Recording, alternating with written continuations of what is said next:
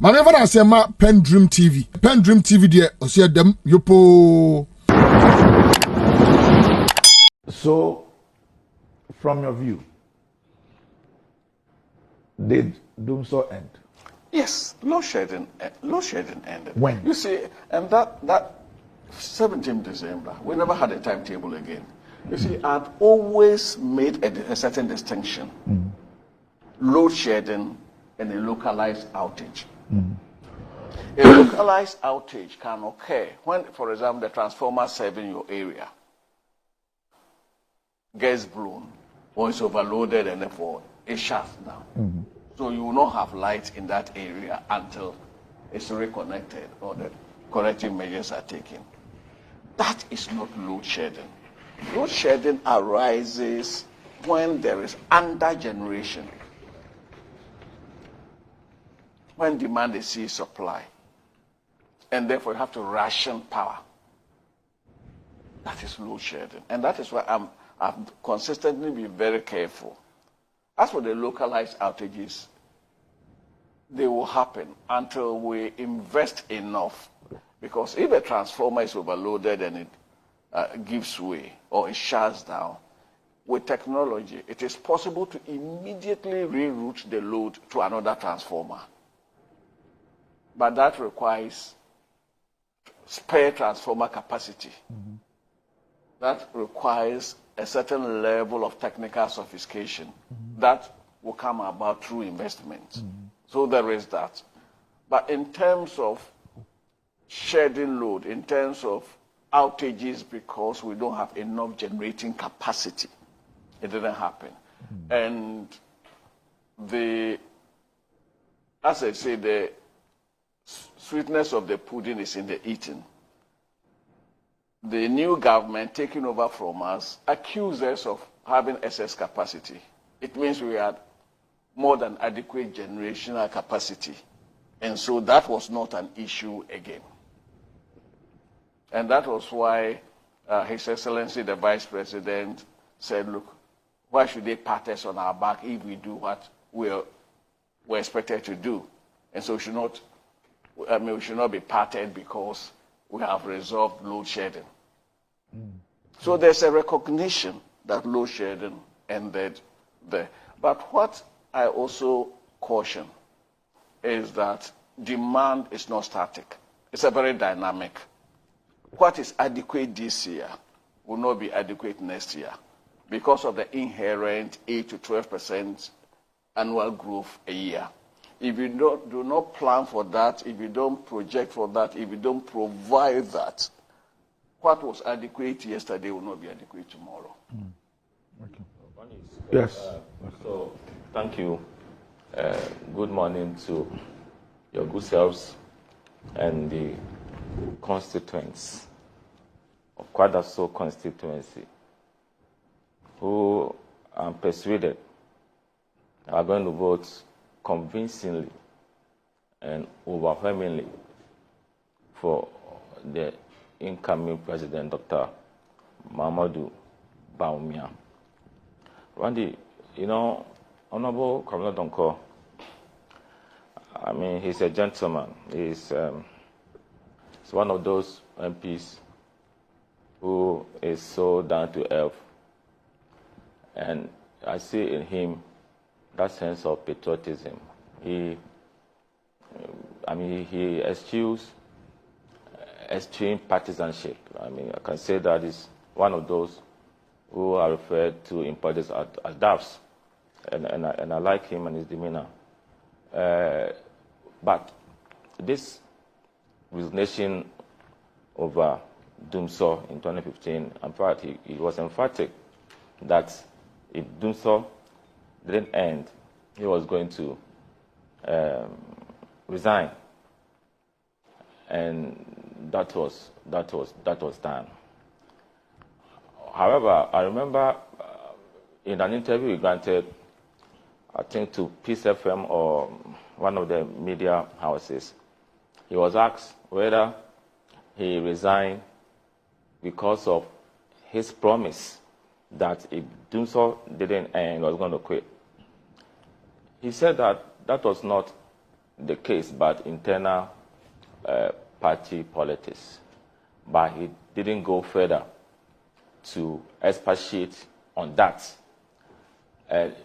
I even also respect him on that angle, that he didn't want to wash maybe some dirty linens in his party in the public. Okay, so I mean, he resigned. That was cool.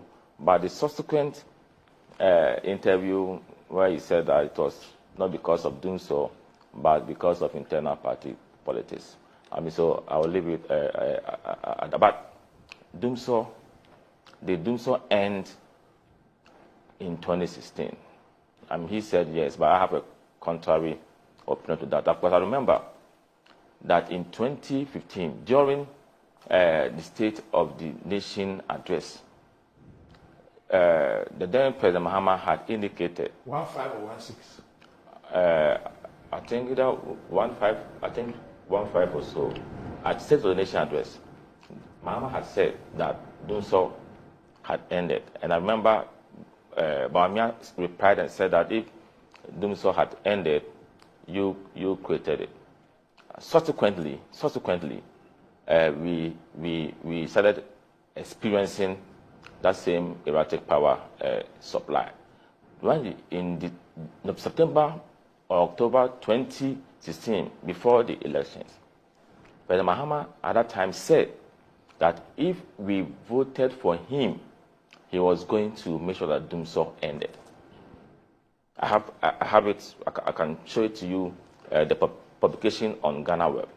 Then what is even telling is what Ofosu Ampofu said. I think in March 2017, that if Mahama had won, Mahama would have ended dumsor. So it beats my mind that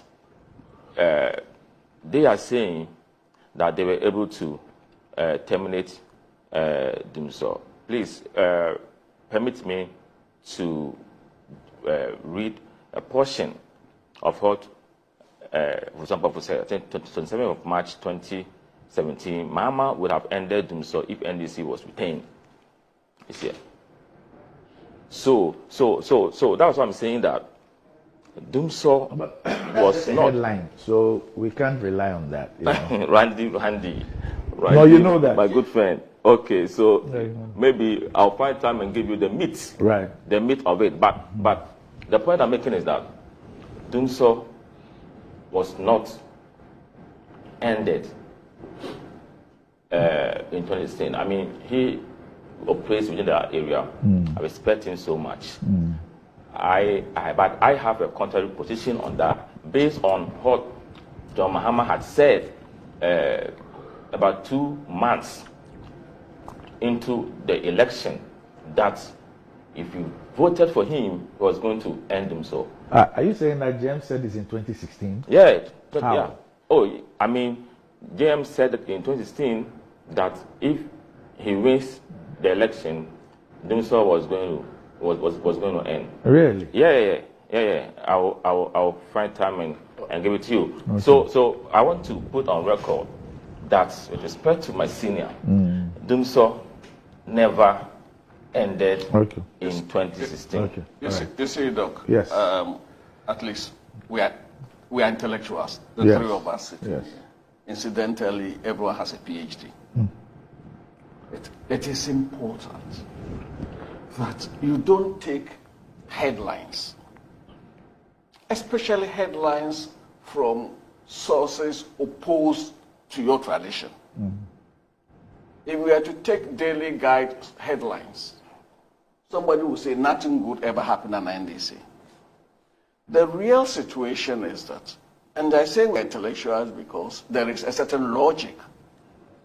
In 2017, the Ministry of Energy and the government accused the NDC of creating excess capacity of power. How do you create excess capacity? On one hand, accuse the NDC of creating excess capacity, and the other hand saying there was load shedding. And that was why I began by defining load shedding. Load shedding arises out of inadequate generating capacity. And because you have inadequate generating capacity, you ration power.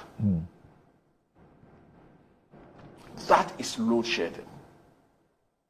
So another government comes to power, accuses you in early 2017 that you created excess capacity, and that has become a burden on the national purse. You generated, or you created a generation of too much power. So that has become a burden on the national purse. And the same party turns around to say you did not have enough generating capacity. That is a contradiction. No, but we're talking about two different things, Senior. You can have excess capacity, but if you don't have the financial wherewithal, you wouldn't be able to convert them into energy for consumption. Listen. They are different. Listen. Remember, under President Mahama, we had domestic gas coming on stream. Under President Mahama, we had the infrastructure for ENI to come on stream in 2017. We had the fuel. To the extent that we had increased our export of power and also made provision. Gridco had established the 330 because that was our major trust. Remember, from 2009, when the NDC won, one of our focus was to make Ghana a major power exporting country. We are already a net exporter, but we said a major exporting country. And therefore, the governments of Atta Mills and Mahama, that 8-year period, we were very instrumental in the West African power pool arrangement. You see, one of the things we have not done and done well is that we've not taken sufficient advantage of our geography. Please, if you indulge me, you asked me a question. Yes. Just 1 second about. You said I quote a headline. In the body of that article was an interview he granted to Kwame Sefakan, Chairman General. Who granted? Fusuan Prof. Okay. So he told host Kwame Sefakan on P7 Kokoko that, quote, in our energy sector policy, it was expected that by the end of, into bracket, if we had won power, the 4-year period, Ghana would have been completely self-sufficient in energy, that we would have even become a net exporter of energy to other neighboring countries. Yes. No, he said. So No, he said. didn't say that they would have solved dumsor if he had won. Oh, You Randy, see, you didn't hear me. No, Prof, please read read the quote again. Let me read Okay, it. please do. Okay. He said, in our energy sector policy, it was expected that by the end of, if we had won power, the 4-year period, Ghana would have been completely self-sufficient in energy, that we could have even become a net exporter of energy to other neighboring countries. I can say that to all intents and purposes, before the government, Mahama government left, as for generation capacity, we could generate enough to meet the demands of the country. At the time that we were leaving office, we were not experiencing dumsor. Under NDC, we did a lot of investment in that generation. So they themselves realized that dumsor was not fixed under their regime. That was why Mahama said. But that's not what you read. That's not what you read. What you read is That's not what you read. It's exactly opposite what you are saying. How? Because what you are relying on, what you just read, the man said they fixed dumsor. No, Mr. Fusan Pafu noted that dumsor was expected to come to an end by the second term of the Mahama government. No, you read That's the, it. you No, know, no, no, you no, read the no, no. direct quotes. No, but No, please. wait, no. You read the direct quotes. Yes, If you yes, can no, read no. it again. You know, Yeah. when you are doing interviews, they are in phases. So he said, according to him, the previous government made several interventions to improve the energy sector before exiting office. And he has said that. Mr. Ampofo noted that dumsor into bracket was expected to come to an end by the second term of the Mahama government. Yeah, but this is not a direct quote. Yes. You read what he actually said, the quote. No, What he said. What he said Yes. was that in a 4-year time frame, they would have been able to have sufficiency in terms of the energy generation. No. No, That's really, not that what was you- that's not what you read to us. No, what I read to you, the second leg was that in that time frame, Yes. the next 4 years, they have plans to ensure sufficiency in power generation. That's what he said. But before that, he had admitted that they couldn't resolve the matter. That was why Mahama himself said that if he had won power again, he would have been able to Look, deal with the dumsor issue. what you read attributable directly to him in quotes does not convey the latter position. But let's even put it down. With all due respect to Ofosu Ampofo, he's not an energy person. With all due respect. But he didn't even say anything. Yes. Anything wrong. And I'm even Oh, just really? saying. They said, okay, No, I'm saying that the direct quotes, what you read, the Yeah. direct quotes attributable but to the him. initial one, You They see, didn't- that- it wasn't a quote. it But- wasn't a but- quote. but It's it a was reporter. emphatic. No, it He wasn't a said- quote. That's the reporter saying it. You see, that's why I asked for. That's why you yourself you decided to go for the relevant quotes, which is what the man said, and you read it to us. You read it twice. no, but you know that in articles, it's not all that reporters use direct quotations. It's not all. No, but I'm saying that No. if we have the man's direct quotation, That is why what- do we want to rely on something else in the same story? Oh, but if that is relevant, don't we talk about that? You see, Because I want to talk about that. You see, again, for somebody to say Ghana will become a net exporter, it is neither here nor there. Ghana has been a net exporter of power since the late 70s. So you disagree with him? Listen. That's why I'm saying that with due respect, he's not an energy person. Okay. Between